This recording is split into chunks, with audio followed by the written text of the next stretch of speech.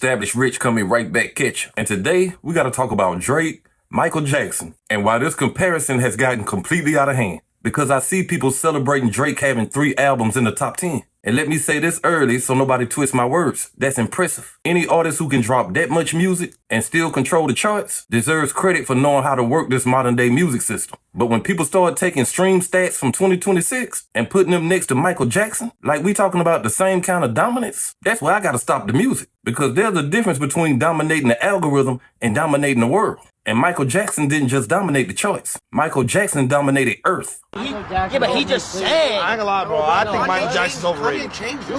What are you saying, bro? I think Michael Jackson. I think Ye better than Michael Jackson. Stop saying dumbass. I agree with that. I think Drake is better than Michael Jackson. Bro, but at his time and his era, you understand? Okay, his time in his era, cool, bro. The nigga changed his nose and his skin. Drake's better than Michael Jackson? Michael Jackson had people waiting for him. Michael Jackson's music is timeless. Bro, nobody's sitting down listening to Michael Jackson. I'm not getting in the car. Maybe you're not. And y'all thought I was bad? Bro, I'm gonna just stay silent, bro. Nah, Slopey, come on, bro. That's what I'm saying. Wait, does anybody? No, but I'm saying, yo, Ray, Artists were influenced by Michael Jackson. yo, word to bro, niggas is turning on a Drake song before a Michael Jackson song. Facts. It's a fact. Is anybody here getting in the Maybe car? today, but like, Everybody's watching LeBron James over Michael Jordan because LeBron James is playing basketball. Michael Jordan. Nah, I'd rather watch Michael Jordan. That's a good City analogy. take. What kind of take is that? That's not a shitty take. I'm gonna watch LeBron James more because he's hooping. Michael Jordan's not hooping. See, this is where the conversation gets dangerous. Because numbers can tell the truth. But numbers can also hide the truth if you don't understand the system behind them. Drake is a master of the streaming era. He knows how to flood the zone. He knows how to keep his name moving. He knows how to drop enough music where the charts have no choice but to deal with him. But it is not the same thing as what Michael Jackson did. When Michael Jackson sold records, people had to leave their house. They had to drive to a store. They had to pull money out their pocket. They had to buy the album, take it home, play it, and pass it around the family like it was a piece of history.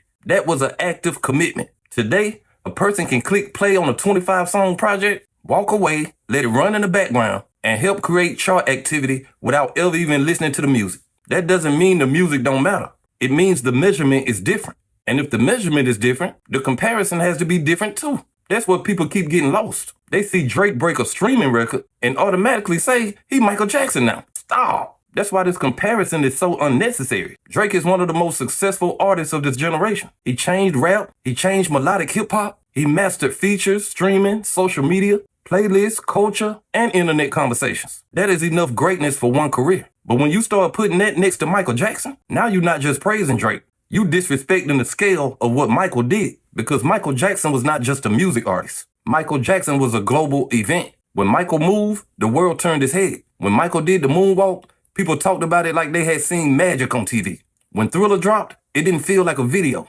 It felt like a cultural earthquake. And that's why most great artists don't play with Michael Jackson's name like that. Usher don't do it. Chris Brown don't do it. Beyonce don't do it. Kendrick don't do it. Taylor Swift don't do it. Even artists who are massive in their own right still talk about Michael Jackson with a certain level of reverence because they understand that there is a mountaintop. And then there's a cloud that Michael was standing on above the mountaintop. That's just respect. That's knowing the difference between being great and being the standard everybody else gets measured against. And that's where Drake sometimes loses me. It's not the confidence. You need confidence to be great. It's the delusion that slips in when the confidence stops recognizing history. Because there's nothing wrong with Drake thinking highly of himself. There is nothing wrong with him wanting to be the best. But when you start acting like your streaming dominance puts you in Michael Jackson's league, now we gotta have a different conversation.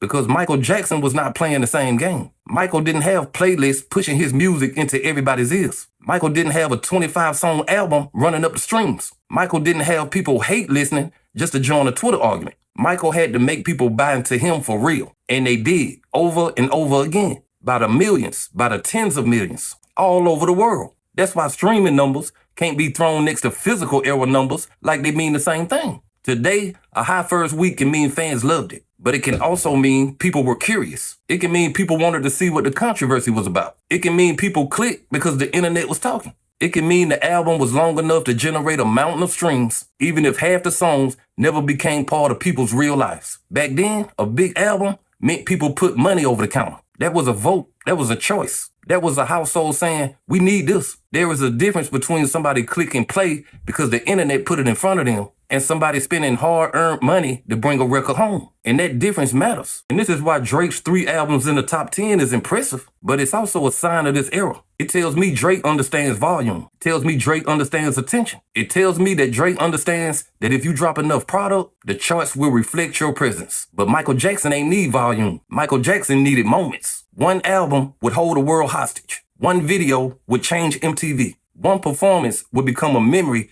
people still talk about 40 years later. That is not just success. That is when the whole world is watching the same thing at the same time and understands that they are witnessing history. Drake lives in a fragmented world. He dominates a segment of the culture. Michael Jackson was the culture, and that's a big gap. Move over Michael Jackson. No more MJ. It's over. Yo, he's going to break 2 significant records this week.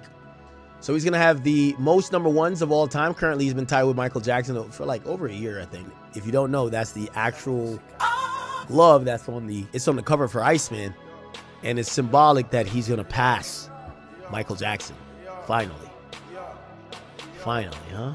This is why I think people confuse numbers with impact. Numbers are important. I'm not the type of person that acts like numbers don't matter when it's somebody I don't like. Drake's numbers matter. They prove he has longevity. They prove he has a loyal fan base. They prove he knows how to keep himself in a conversation longer than almost any other artist we've ever seen. But impact is bigger than chart position. Impact is what changes when you arrive. Michael Jackson changed performance, videos, pop stardom, and how the world looked at a black artist on a global stage. Michael Jackson was not just breaking records, he was breaking walls. That's why this comparison feels disrespectful, because it reduces Michael Jackson to a stat sheet, like he was just another artist with big numbers. No, Michael Jackson was a before and after moment. There was music before Michael, and then there was music after Michael. There was performances before Michael, and then there were performances after Michael. There were music videos before Michael, and then there were music videos after Michael. That's a different level of legacy. Drake has dominated the streaming era, but he did not invent a new standard of performance. He did not change the visual language of music the way Michael did. He did not walk into a global industry that had limited black artists and force that industry to bend around his greatness the way Michael Jackson did. Drake mastered the system. Michael Jackson became the system. That's a difference. And look, Drake deserves credit for being one of the greatest hitmakers. He deserves credit for a run that most artists would dream of. He deserves credit for staying relevant over different eras, sounds, features, and platform changes. But if we being real, Drake's success is heavily connected to consistency and access. Michael's greatness was connected to wonder. When Michael Jackson stepped on stage, people didn't just say, that's a hitmaker. They said, what am I watching? It felt supernatural. It felt like a human being had figured out how to move music through his body in a way nobody else could. That's why people fainted at his shows. That's why crowds screamed before he even sang a note. That's why he could stand still for 2 minutes and the audience would lose their damn minds. And this is why I think Drake's fans need to relax. Every record broken don't erase the context. Because if you was just gonna count raw numbers without context, then eventually the internet would convince us that every modern artist is bigger than every legend. And that's crazy. That's how younger audiences start thinking the person with the most streams must have had the biggest impact. And that's just not true. Sometimes the person with the most streams is just the person who understood the machine better. And Drake understands the machine better than almost anybody. But Michael Jackson was bigger than the machine. The machine had to adjust to him. And the fact that he can still get people invested after all these years is crazy. Because Michael Jackson is Michael Jackson. And some names need to be handled with a certain kind of respect. You don't just throw Michael Jackson into a comparison because the charts look good this week. You don't need to stand beside the man who made the world stop and say, look, I got more #1s. That's not the same conversation. That's like comparing a viral moment to an historical monument. One gets attention, the other one defines an era. And Michael Jackson defined the era in a way Drake never has. And that's no disrespect to Drake. That's just respect to Michael. And maybe that's what this whole conversation needs more of. Respect. Respect for Drake's numbers without exaggerating what they mean. Respect for Michael's legacy without letting modern chart talk water it down. Respect for the fact that every era has its own game. And every king did not rule the same kind of kingdom. Drake ruled streaming. Michael Jackson ruled the world. And that's why there really is no comparison. But hey, that's just my opinion. What's yours? Like, comment, subscribe. Establish Rich. I'll be back with another one. Peace.